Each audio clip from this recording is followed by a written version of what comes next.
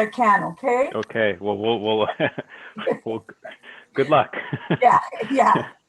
All right, it's 4:06. I'll go ahead and call this meeting to order. We'll let the minutes reflect that the committee members, myself and Gloria are here. Chris is absent at the moment. He has a conflicting meeting and will hopefully join us at some point. We'll go to committee member comments. I do not have any comments this evening. Gloria, do you have any? No, none. And now we'll go back up to general manager comments. Patrick. Just quick update. So far, COVID-wise, the agency's still doing good, and no new exposures or infections, and things are fairly back to normal at this point, other than general precautionary measures to keep people isolated and continuing to keep our office at around 30-40% of regular staffing levels, with the rest telecommuting. So nothing additional from me. Cool. That's good news. Thank you. So public comment, I know we have not had any public comment come in. If anyone who is on the Zoom meeting, you can click on the raise hand button. If you are dialed in, then you would do, oh, I had that up in front of me. Let me go grab it again. I know it's star something. All right, it is, if you are participating by telephone, you would do *9 to raise your hand. And then when recognized, you would do *6 to unmute yourself. So *9 to raise your hand. Have we had anyone indicate they would like to do public comment? No, we don't. Okay, then I will go ahead and go back to the agenda now. So we'll go ahead and go to the consideration item. The consideration item number 1 is the minutes of the October 1st meeting. Gloria, do you have any comments or changes to those minutes? No, I don't. Okay, does any member of the public have any?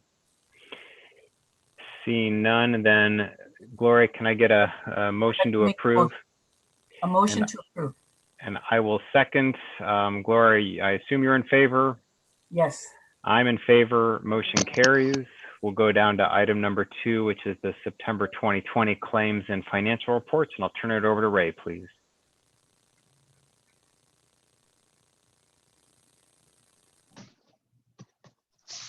I'm sorry about that. I went to unmute myself and I muted myself by accident because I was already unmuted.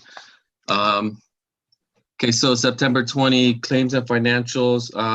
Just like we've done the last couple of months, I'm gonna keep doing this PowerPoint just because it's a little easier to go through. So for the month of September, solid waste tipping fees were $200,000 ahead of budget.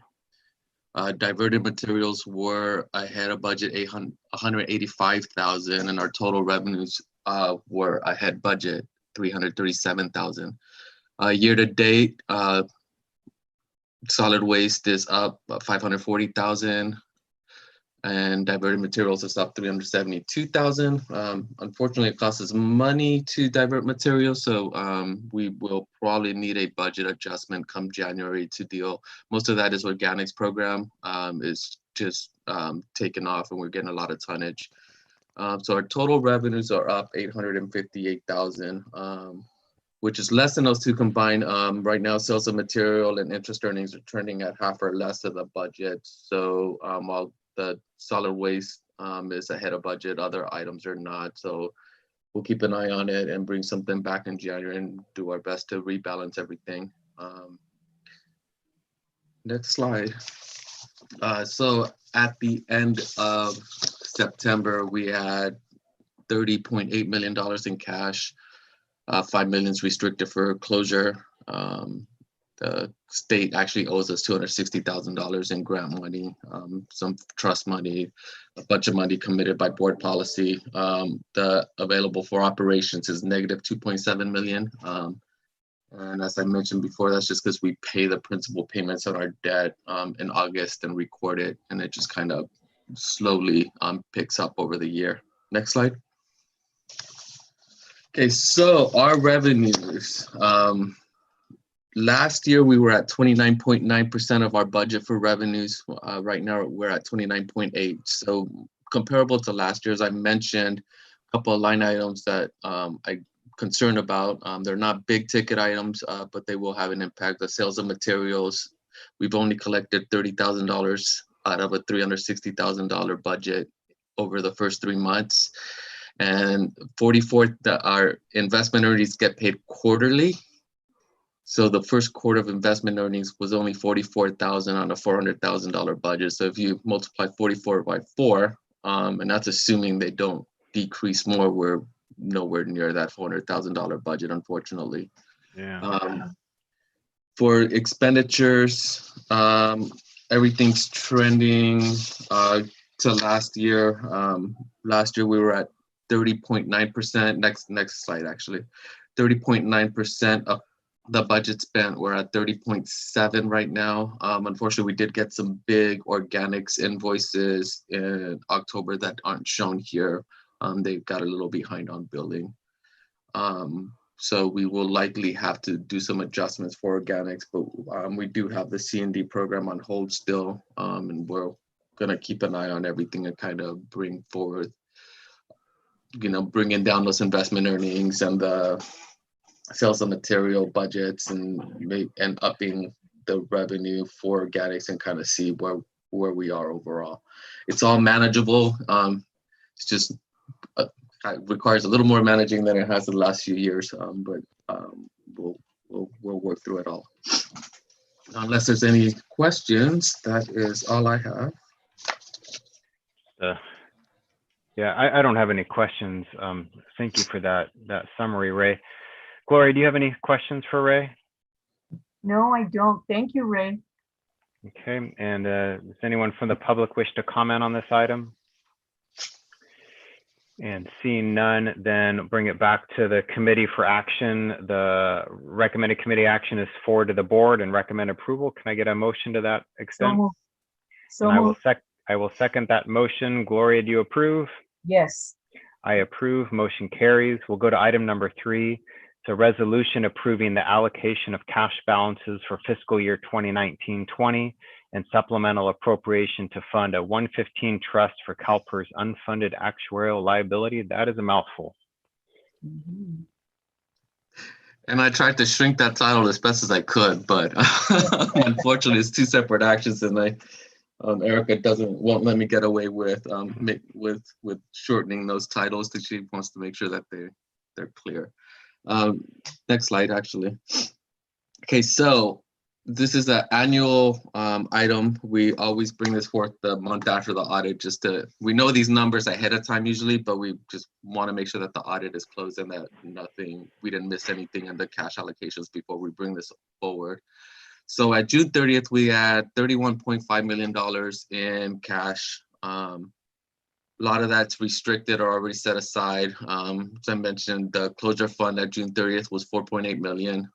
The state does owe us some money for some grants, so we kind of backed that out. Some money held in trust for the city CCRMC. I'm not going to try to figure out what that acronym is off the top of my head. I'm sure Mandy knows it, and then the employee FSA trust, and then board policy. We have already set aside some reserves for capital operations, environmental impairment. We have money in the expansion fund, which is by board policy set for expansion. And then a standby budget, we have money we've already allocated to capital projects, a supplemental CIP that was approved in September, and then the Crazy Horse post-closure, which in the last budget cycle, we set up as CIP so we could carry those funds over in order to balance out those expenditures. So what we have, the cash we have available at 6/30 is $3.8 million, just shy of $3.9 million. Next slide. So the board policies calls for 60% going to capital project reserves, 20% going to operational reserves, and 20% going to environmental reserves, which would mean $2.3 million to the capital project reserve and $774,000 each to the operation reserve. However, next slide.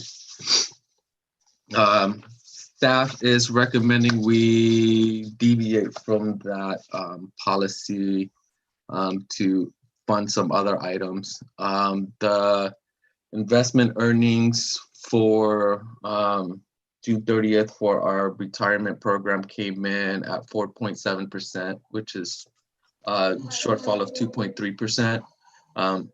Estimating that that's going to create a $263,000 liability, which will be payable about a year from now. We do budget $100,000 for this every year, so we have the opportunity to set up a CEPPT fund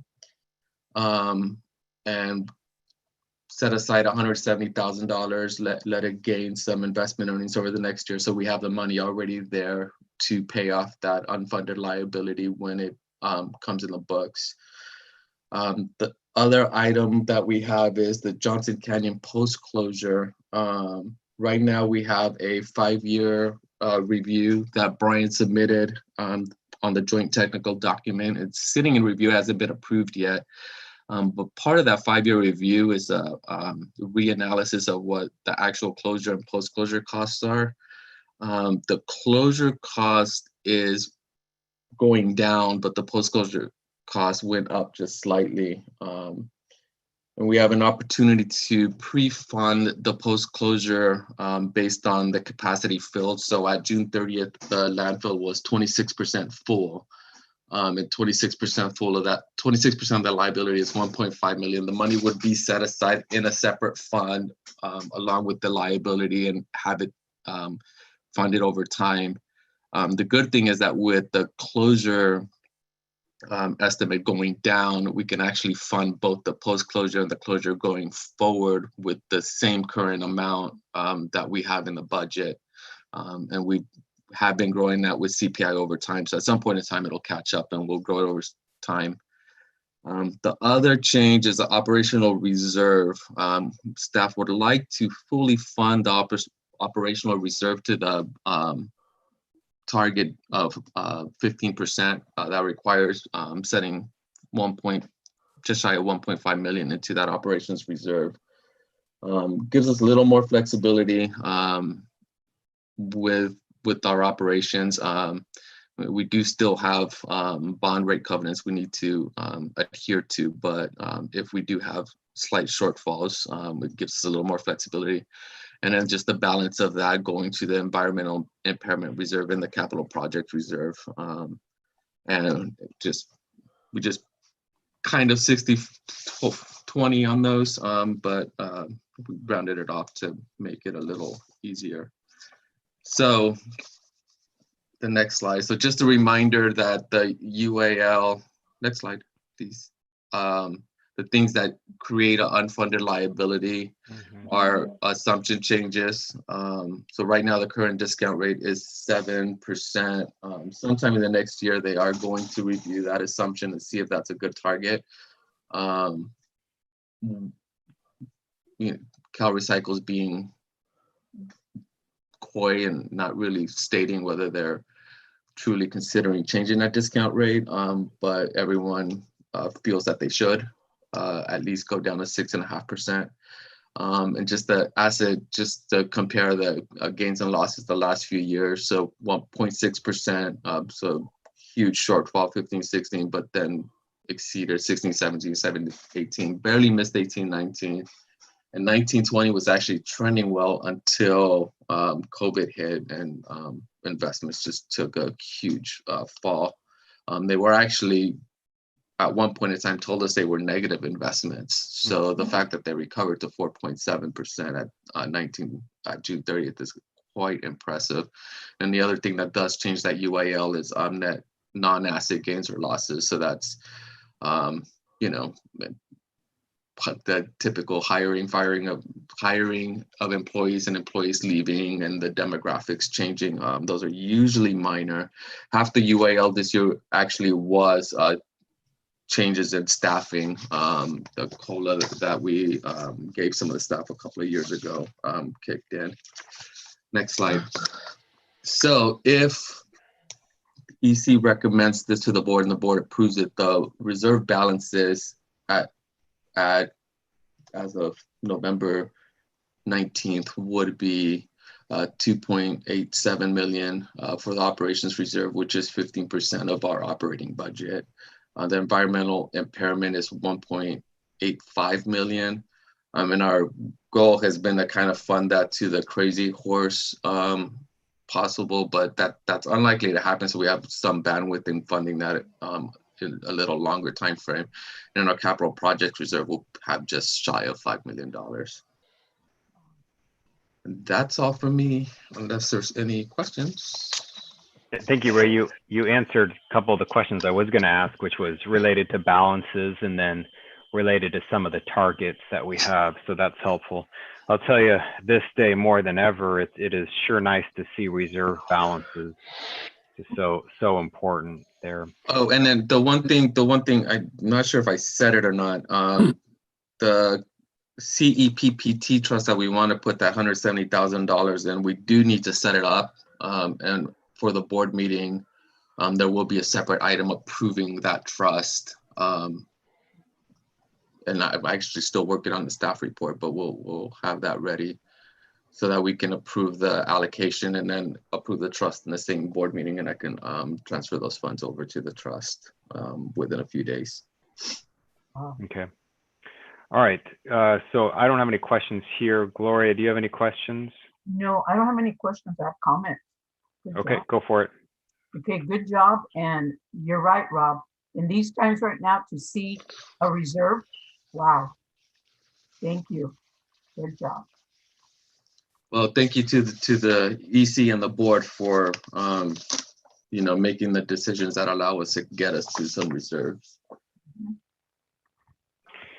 All right. Is anyone from the public wish to make a comment on this item? Seeing none, then the recommended committee action is to forward to the board and recommend approval. Can I get a motion, Gloria? So move. I'll second that. Do you approve, Gloria? Yes. I approve. Motion carries. We'll go to item number 4, which is a presentation on the demonstration of the agriculture plastics to transportation fuel project. And I'll hand it over to Patrick first, and then I know we've got some guests with us as well. Good. Well, thank you. Thank you, Rob. So this is a very interesting proposal. As you know, the authority's consistently been interested in looking at new technologies and considering alternatives for, especially for difficult to recycle or manage waste streams. And the authority has had a long history of looking at these types of technologies. And so we were contacted by Michael Brown. Just a little background for all of you who may not recognize the name. I know Gloria does. Michael Brown was of Brown Benson Associates, which was the consultant that was one of the primary architects in developing and designing the authority in all of our formation documentation, as well as providing lots of engineering and other consulting services for the authority in its very early years. So Michael is, of course, the company's no longer around, but Michael continues to do this work as an independent, smaller consultant firm, and had approached us with this opportunity, which, interestingly enough, already has roots in our district in the ag community. And as he'll explain later on in this PowerPoint, has some pretty substantial support within the actual ag community of Salinas Valley to try to develop a project like this in our area. And so he's approached us, asked if we're interested in hosting a small commercial scale demonstration of the project. And hopefully it will lead to, future expansion and dealing with a very, very difficult, and I can just tell you from my several decades of experience trying to deal with ag plastics, we've had a lot of in and out companies that have come in and said they could do all kinds of magical things, and almost every one of them has failed for a lot of the obvious reasons of things like dirt and contamination and inconsistency and market volatility, and it's just never worked, and it continues to be a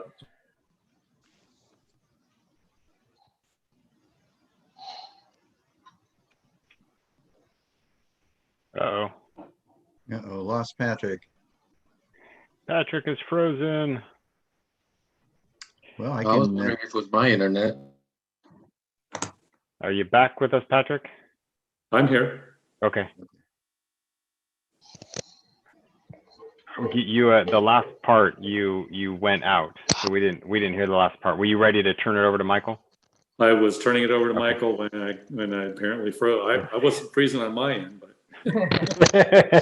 All right, Michael, we'll turn it over to you.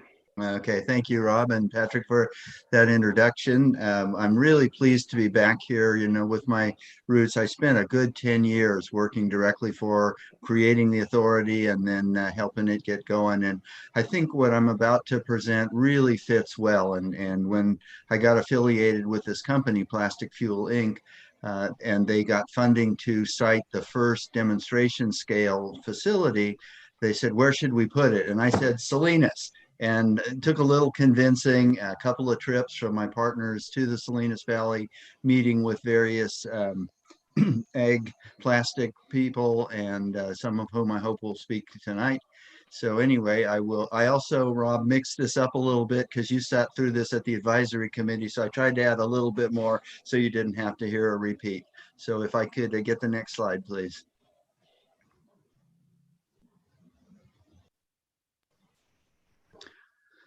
So the basic problem that our company is trying to attack and turn around is that of the 35 million tons of plastic that are generated for waste management in the United States, less than 10% have ever been recycled.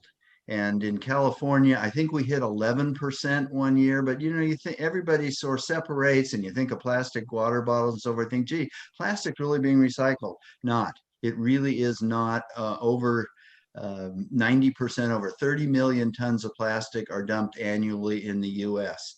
And what we learned, and that is going down at this moment because of the shrinking market China is. China has, as part of the trade war, for whatever political reason you believe in, cut their imports of recycled plastic to about 56% of what it was last year. The other thing we learned in kind of investigating this with China is that 40% of the material we sent to China and called recycled was actually burned or dumped illicitly, and only 60% was recycled. So that's not a really good story. And particularly the field plastics, when dumped in the landfills, are difficult to handle. I think the biggest one and the most impactful is the effect on the oceans. And as you can see from kind of the middle of the bottom middle slide, over 5 trillion pieces of plastic are floating on the ocean surface, and they're the multi-mile wide, they call them islands, and they seem to float back and forth in the Pacific, primarily between Japan and coast of California, these massive plastic islands. And I had another one, and then I just took it out because it was so sad to see pictures of fish caught in 6-pack rings, turtles caught in plastic nets. It's just really a problem. Unfortunately, recycling is shrinking, and the quantity of plastic as a percentage of total waste stream is growing. If I get the next slide, please. At the same time, we're burning more and more fossil fuel. In California alone, almost 50 million gallons a year of gasoline, 10 million gallons of diesel. US is much greater than that. So how can we put these two situations, adverse situations, together and make something positive out of both? Next, please. And that's when we went on a worldwide hunt for technologies that could do something about the plastic problems. And we found the plastic gas technology. And we've searched and researched all of the available technologies, and we're backing this one. We believe it's the only one that will be successful. And it will help make a dent, at least, in the non-recyclable dirty waste plastic, help our situation with Asia and Africa, where we're sending plastics that aren't being recycled, and at the same time make a dent into the transportation fuel market by providing high performance gasoline and diesel. Next. So why are we back in this one? It is the only one that we've found that's operating anywhere. They have a plant in Mexico. It's been operating for 3 years. There was another plant before it. There's about 18 years of history from the inventor's first idea to today, where the technology has been refined and is now operating on a day-to-day basis. So we purchased a pilot plant and located it at the same site as our food waste biodigester in San Bernardino, California, and we've been operating that pilot plant. We've used a number of different plastics, including specific batches of field plastic, and they're provided to us by a local plastics recycler. And we've been making high quality fuel. And in a moment, I'll show you a little video that kind of shows what's going on. Next. Oh, excuse me, before go back to that one for a minute. Two things about the pictures. Number one, this is a artist rendering of a full-scale commercial project. We're proposing a smaller demonstration scale, but this would be a what a full-scale project would look like. Very low-key, not like a big refinery, no smokestacks. The big building you see in the lower left is where the plastics are stored. The process is in the little shed-roofed area. And then there's administrative and lunchroom and conference rooms and all that. We're hopeful that the fuels will be used locally by the authority, by the member agencies, and by the ag community.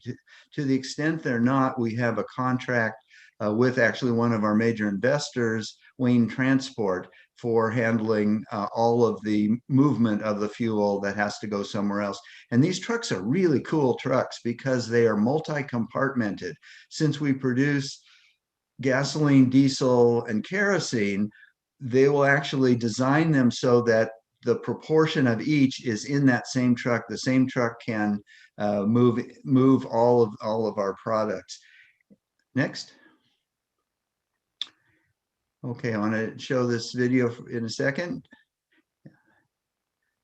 So this is a real. I'm going to start with what we call Plastic Mountain, which is an illicit disposal, and then move into our pilot plant. Show you some video clips. It takes about 1.5 minutes.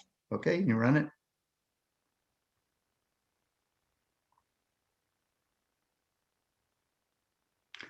So as I mentioned, over 30 million tons of plastic waste are burned and dumped and end up in the fields. This is what we call Plastic Mountain. This is a real place, not real far from where you're sitting right now. And it's got thousands of tons of field plastic.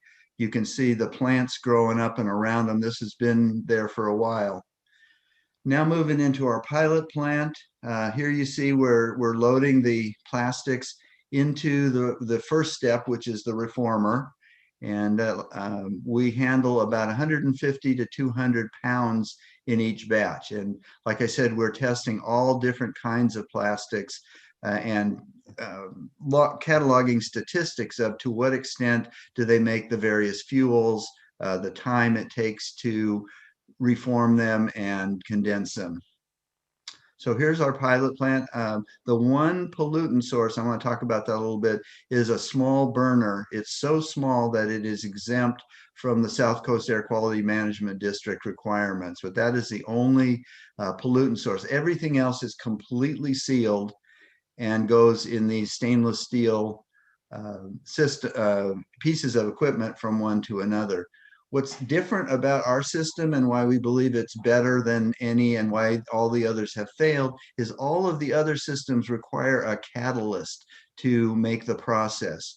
We do not require that. We're all, the whole process is done really similar to a moonshine still. Here you can see them extracting the fuel where you heat up the mash, it drives off the volatile stuff, and then it condenses down, and that what makes moonshine. We do the same thing as fuels.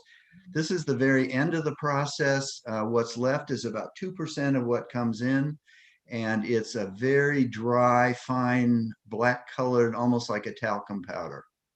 The fuel, when it comes out of this, is ready for use. What you saw the guy putting into the beaker is now being put into my partner's car. And each time I've watched the video, the car has driven. He actually drove it from San Bernardino to Salinas when he went up to meet with the Salinas tarpaulers about this. And it actually overperforms because both the diesel and the gasoline are higher octane, higher energy. So here we were all holding our breaths. Is the car going to start? It starts up and off it goes. So exciting. Right now we're going through a complete ASTM certification, testing and certification, of the fuel, make sure it meets diesel specs. Next one, please, and gasoline specs. Next slide, please. So here's the process. I think you can see my cursor. So the material, the equipment where you saw the plastic being loaded is called the reformer, and it's heated down below by the burner that you saw. And the burner is fueled by the gas that's left over after the three fuel liquid products are made and the paraffin. And it's heated. There's no combustion of the plastic. The flame never touches the plastic. The flame simply heats the air. The air goes into this insulated tank and warms up the plastic, driving off the volatiles. All the C's and H's, carbons and hydrogens that are in plastic then flow through this series of tanks with different temperatures and pressures in each one. And just like a moonshine still, they drop out gasoline, diesel, kerosene, and there's a waxy paraffin left over. Goes from there, it's clean and ready to go, goes into fuel tanks. For the demonstration project that we're talking about, we make about a half a truckload a day. So we may not even need these tanks. We may just have one tanker truck sitting there, another one swapping it out. Next, please. So here's what we produce. About half of what comes out is gasoline, a little over a quarter is diesel. So these are the big two. And that's why we hope that the local agencies and the farmers in the area will use it all. We're not making that much, about 1 million gallons a year. And that to us would be ideal, and we'll make it attractive from a financial standpoint. We want this, and part of the reason we want to collaborate with the authority on this is this is our showcase. This is going to make or break the future of this technology in the United States. We do have a national license, and so this is going to be our showcase. And to have the authority involved and even using some of our fuel is really important to showcasing it. A little bit of kerosene, a little bit less of paraffin. The LPG, liquefied petroleum gas, and you notice, Rob, that I got it right this time, not PLG, is the fuel that is recirculated back through the burner and is used to heat. So once we get started, this is a completely fuel independent, self-sustaining process. Then there's that little bit of the black charry residue, which is saleable. Probably it is in Mexico. It is theoretically saleable. The question here is how much dirt is going to be in the fuel, in the plastic, and we don't know that, and that's part of the demonstration test, whether that's a material we can actually sell or would have to be disposed of otherwise. No toxics in it at all. Next, please.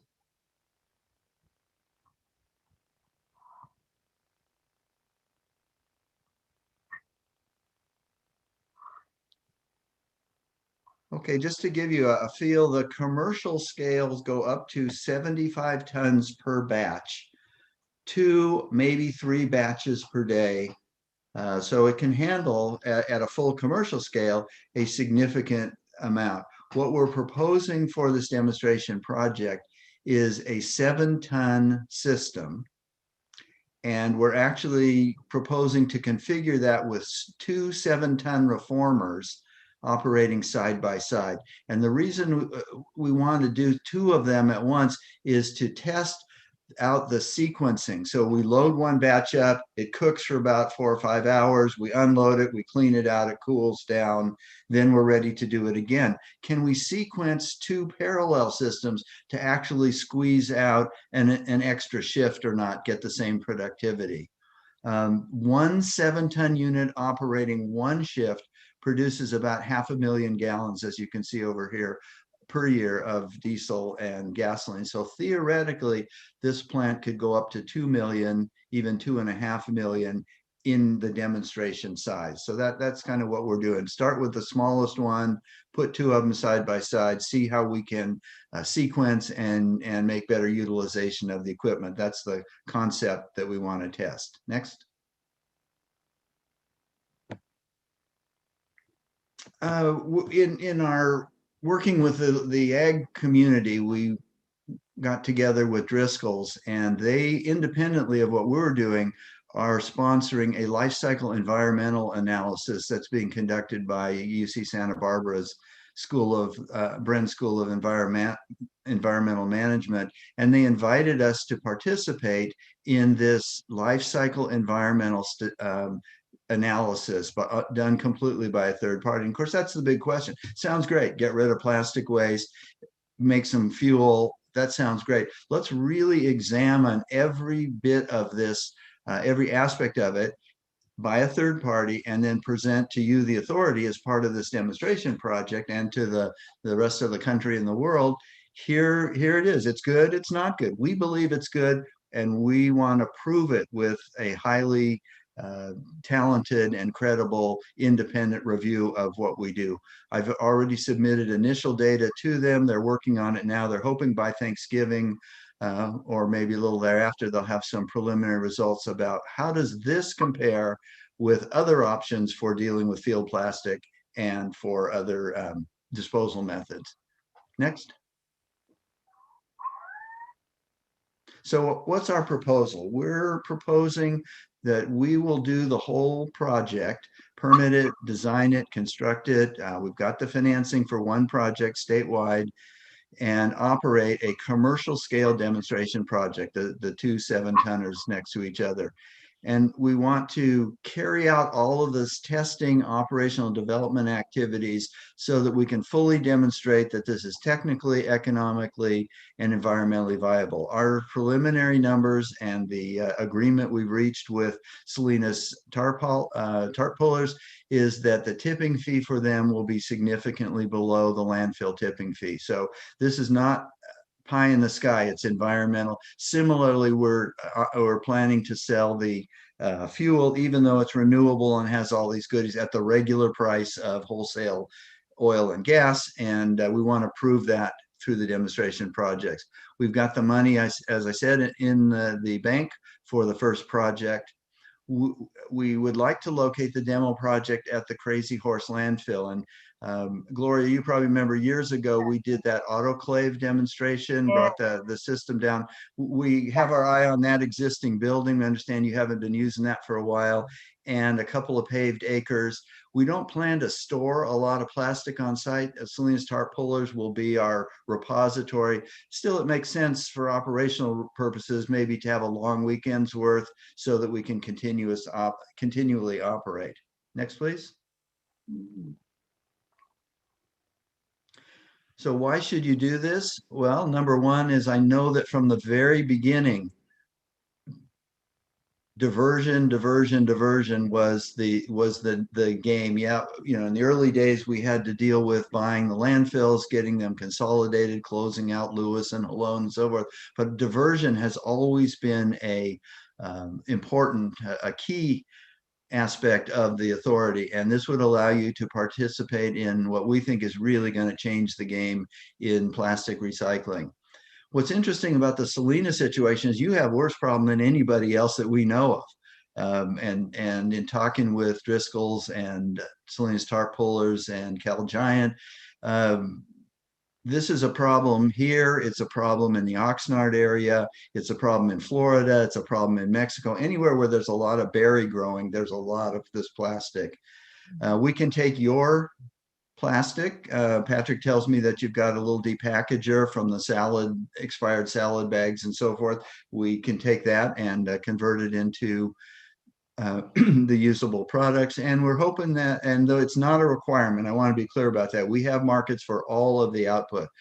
We think it's a better story that we can tell, and we think it just is cooler if you would utilize some of the diesel and gasoline fuels produced. and we would not ask for any higher prices than you're already paying. Next. So what's our ask? We'd like you to lease us that small site at Crazy Horse for a demo plant. Provide access to the, I don't know why there's the conducted by there, ignore that. I told you that we have a little bit of startup fuel that's necessary. And what we'd like to do is use a little bit of your landfill gas that's currently being flared. It's a minuscule amount compared to what you're producing, but we like making this energy self-sufficient. We'd also have the one burner, which, like I said, in San Bernardino, we're using on our biodigester. It is exempt, and I don't think there'll be any significant difficulties getting it approved by the Monterey Air District. However, we're interested in the idea of running that exhaust. It's about the size of a car tailpipe through your flare. And having any, if there were to be any hydrocarbons coming through that, they would be completely destroyed in the flare. And it's just an idea. If you don't like that idea, that's fine, but it's something special we think we can do at the Crazy Horse site. And like I said, we really would appreciate your collaboration, because if we go off and do this at a private site, we won't get anywhere near the PR value, if you will, of doing this in collaboration with the authority. Next.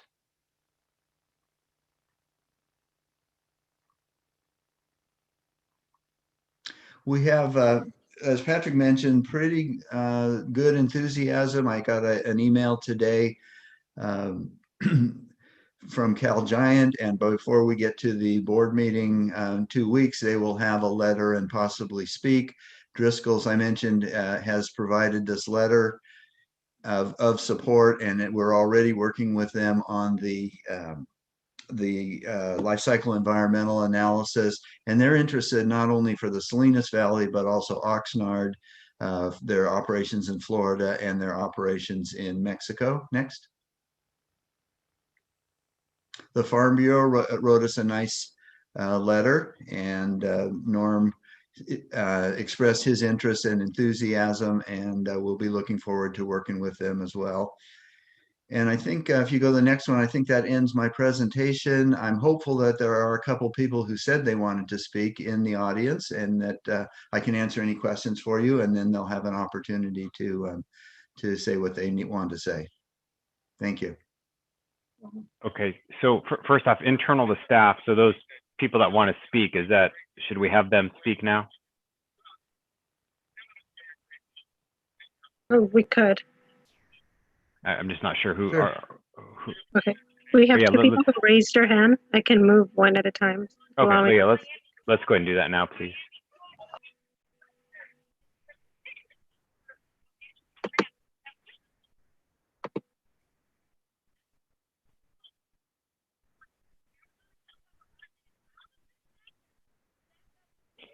So I'm not, who were they? I'm not sure who they were. Yeah, this is Andrew Jolin. Can you guys hear me? Yes, Yes. we can. Andrew, go ahead. Great. Thank you. Appreciate you letting me take the time. I've been working with, I own Guess Environmental, which I started in Oxnard 30 years ago. I've been working with Driscoll's for the past 10 years, helping them with their recycling, specifically for the past 5 years with their egg plastics.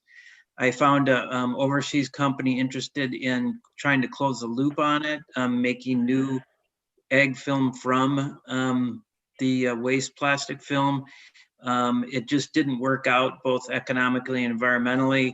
So when I learned of Michael's plastic fuel technology, I introduced that to Driscoll's, and to more specifically to Adam Gomez of Salinas Tarp Pullers, who pulls most of that the egg plastic off of farms packing for Driscoll's. And so Adam and I have been working together for the past 3 years to try to find an outlet. And if plastic fuel can be that outlet, we're really excited, because Salinas Tarp Pullers has enough plastic to feed that plant, and is currently landfilling most of that. So I think it'll be a great diversion option. Thank you very much. Thank you, Andrew. Appreciate your comments tonight.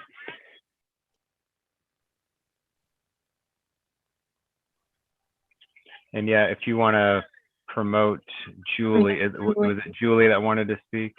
So Julie, you can go ahead and unmute yourself now. Hello. Hi, Julie, go ahead. So I'm Julie Conti. I'm Vice President of Plastic Gas. We're working with Plastic Fuel to bring this exciting technology to your doorstep. We'd be honored for you to host our project. We do convert plastic to fuel, 6 fuels simultaneously. And that includes styrofoam and grocery store bags, as well as the plastics from the ocean, which those 3 items specifically are not being recycled at all in this day and age.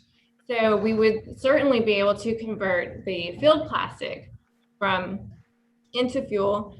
And so Michael has convinced us that this Salinas site would be a perfect first plant for us here in the United States, and we would just be honored to join your authority to converting plastic to fuel and changing the world and ridding the world of plastic waste together.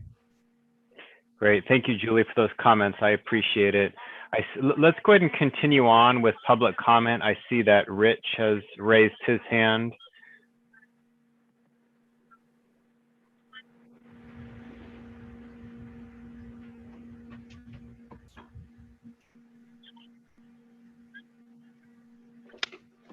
All right, Rich, you can go ahead and unmute yourself now and provide your comment.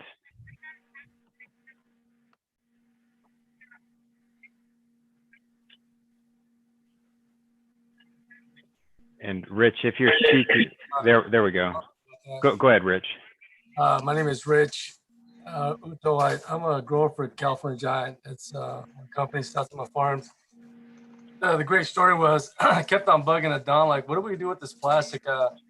Last year, because we started a sustainability project for Cal Giant, we had to start taking numbers and figuring out how much plastic we were taking to the dump. Last year, we took about 95 tons of field plastic to waste management. And out of that 95 tons, I think it was like 35 tons of actual plastic that was used for the 165 acres. And then already at this point, starting a couple of weeks ago, I started pulling some fields, and out of, I think it was about 80 some odd acres, I pulled out 30 tons already. So just saying that this would be a great project. I'm excited about it because, we can't, pretty soon the landfill is going to get full. It's already getting there. And there's a lot of berry growers and a lot of acres out here. So hopefully everybody's in support of this and make this thing go. Thank you, Rich. I appreciate your comments.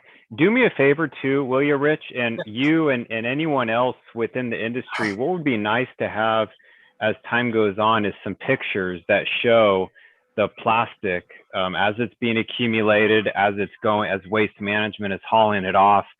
I'm going to add some more comments at the end, but having kind of that visual stuff from companies would be helpful. So please keep that in mind.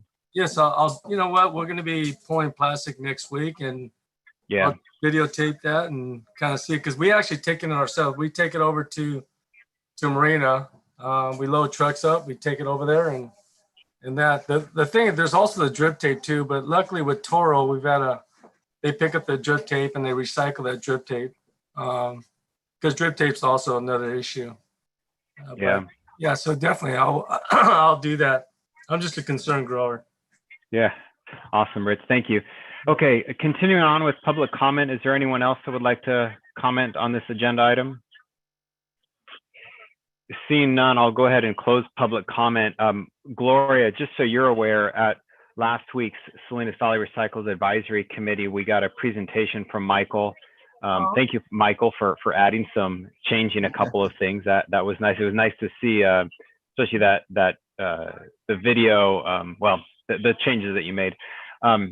So Gloria, just so you know, so it went to the advisory committee, Michael gave the presentation, and the advisory committee was definitely interested, and especially with some of those members that represent the ag community, they were intrigued in this. So I wanted to make mention of that.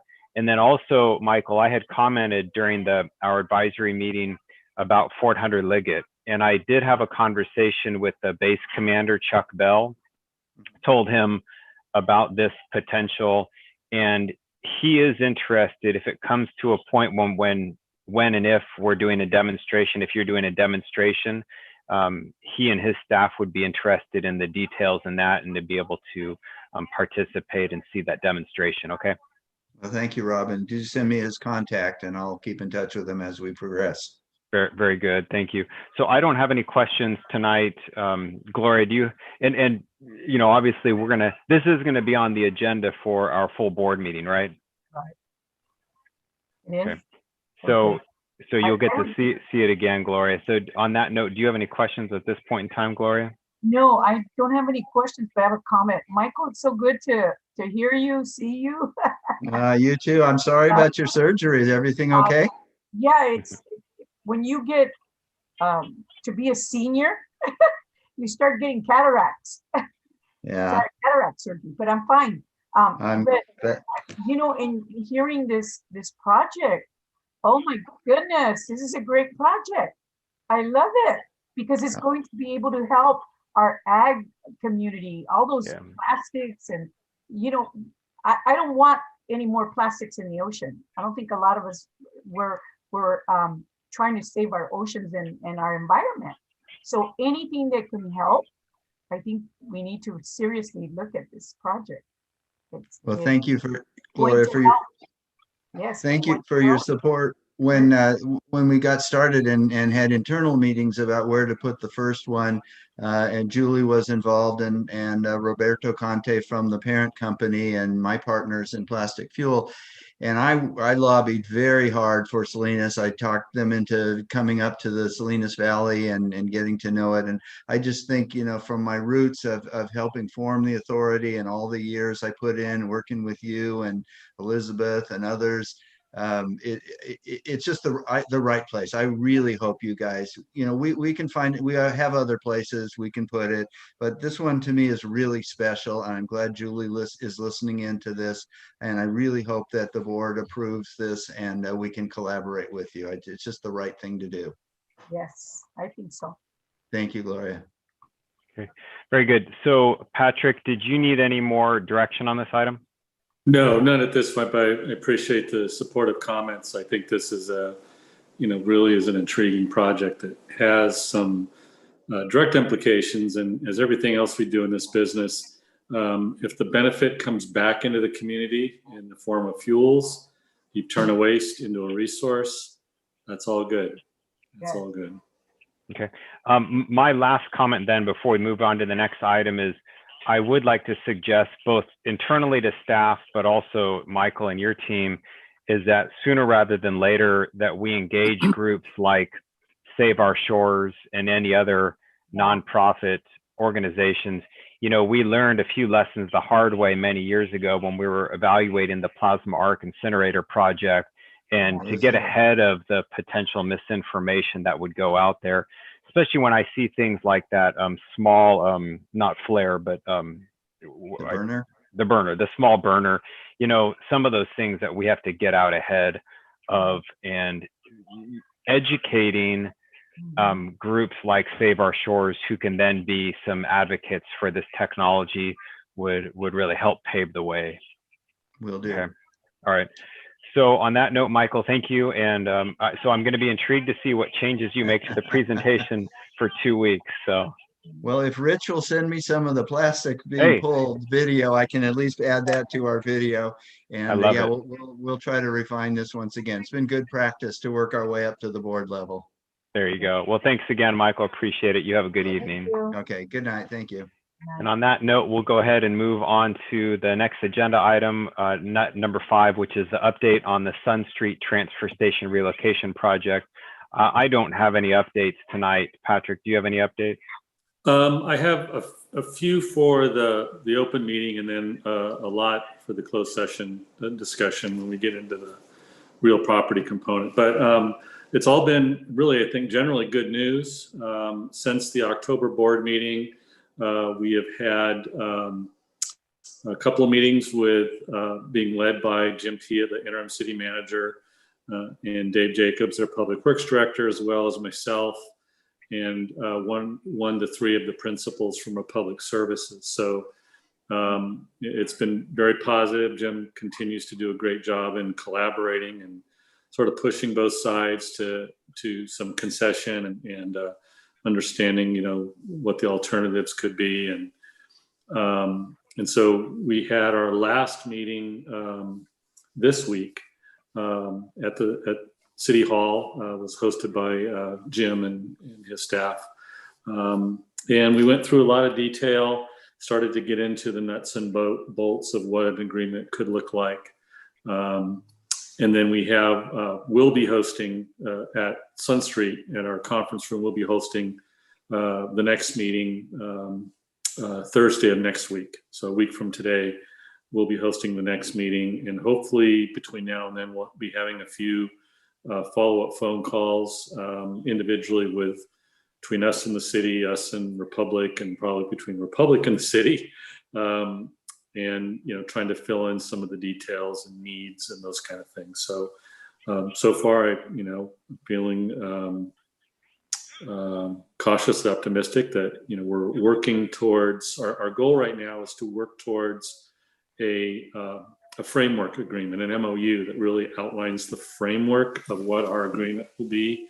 And we'll talk a little bit more about the detail as we go along, but to really agree, like, you know, who's going to do what and what's the structure going to be, the costs, and those kind of things. And so we'll be coming back with something similar to an MOU. I can't tell you exactly when, but we're hoping to have the framework done before the end of the year, maybe even by the end of this month, because I think we made a lot of progress this week, and hopefully we'll wrap up a few of the sticking points at our meeting next week. So we'll get to the point of having a framework and then approve that. And then that becomes the guideline for developing the formal agreements. And those obviously will be far more complex and in the weeds. And those will be the things where the lawyers will get involved, and it will take a little more time. But we want to get the MOU started because that's our guiding document of what we've agreed that we'll do in terms of shared operations. Okay, thank you, Patrick. Let me do public comment first. Would anyone like to comment on this item? And seeing none, then Gloria, do you have any comments you'd like to add? No, I have Sure. no comment. Yeah, I don't either at this point in time. Okay, so let's go ahead, and if you could pull up the future agenda calendar there, and we'll take a quick look at that. So we have a typical November meeting. You did recommend forwarding the fund balance distribution and the 115 trust formation. So those will be on the general consent agenda. We'll be receiving again, hopefully a completely flipped up version of Mike Brown's presentation, and get some additional feedback from the board. We have a tentatively scheduled recycling recognition, and we will have the county staff coming in. They've agreed, or on the Zoom meeting, agreed to provide a presentation on the recently completed Gloria Iverson Johnson Road improvement project. We had a great groundbreaking. Chris was there. He spoke on behalf of both the authority and the county, as well as Liz Silva also spoke on behalf of the authority in Gonzales. It was a small, socially distanced event.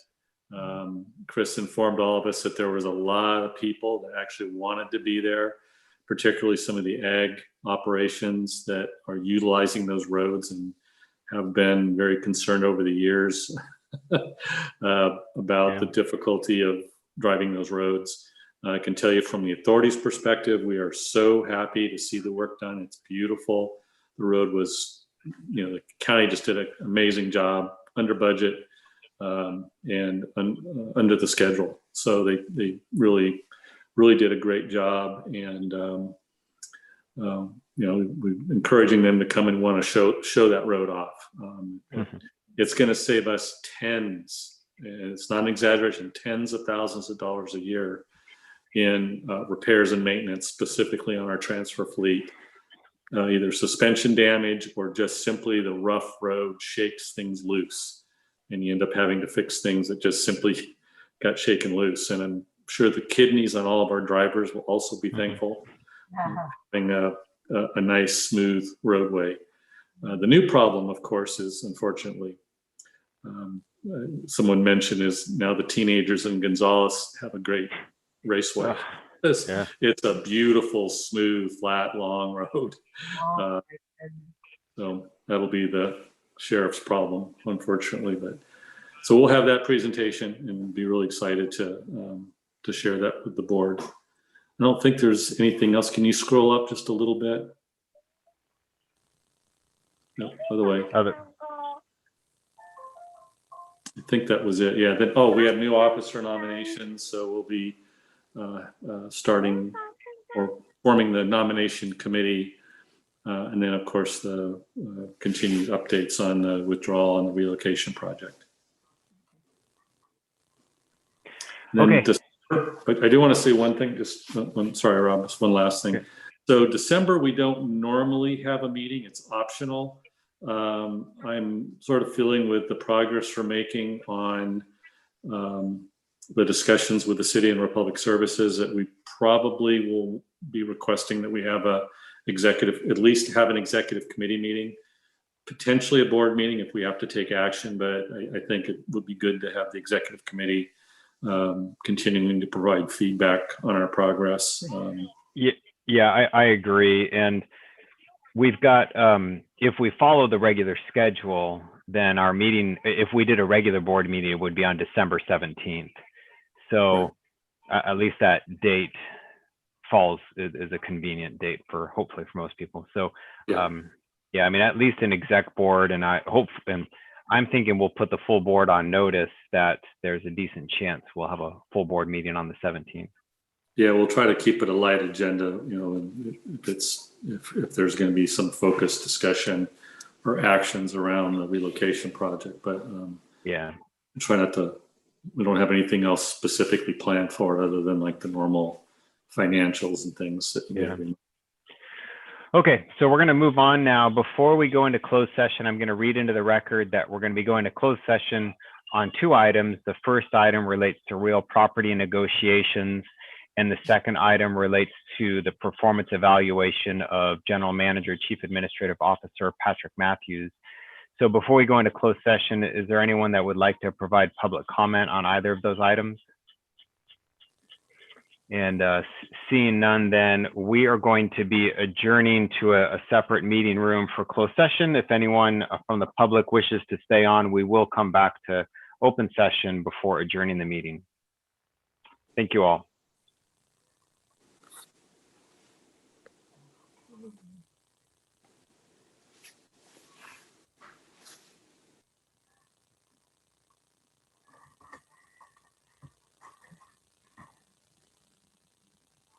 Leo. Leo.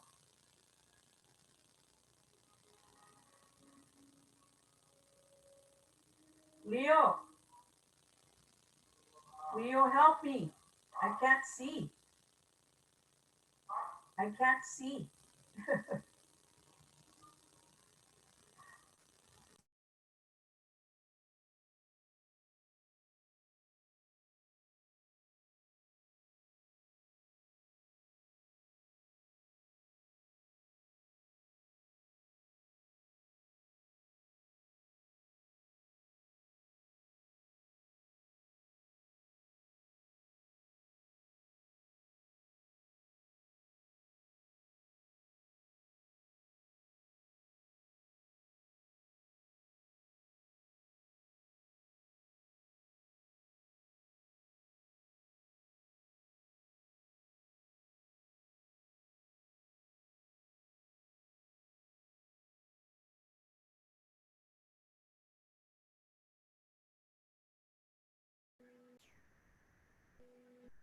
Caesar, you need to log into the other link.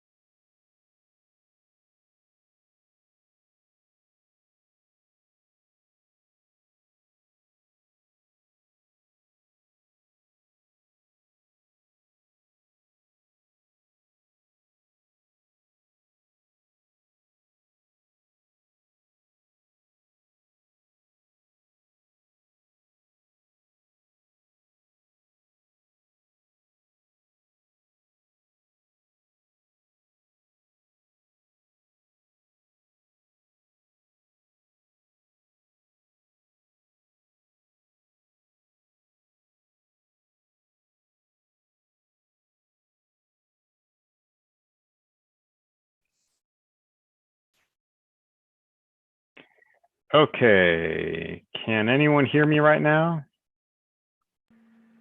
Yes, I Rob. can hear you. Okay, good. So we are resuming back into open session. Gloria de Rosa was having some technical issues, so she's not going to join us in open session. But I am at this point in time going to report that there was no action taken within closed session, no reportable action, and we stand adjourned at 5:36. Y'all take care, and we'll see y'all soon. All right. Thanks, Bye. Rob. Good night, everyone. Stay safe, everybody.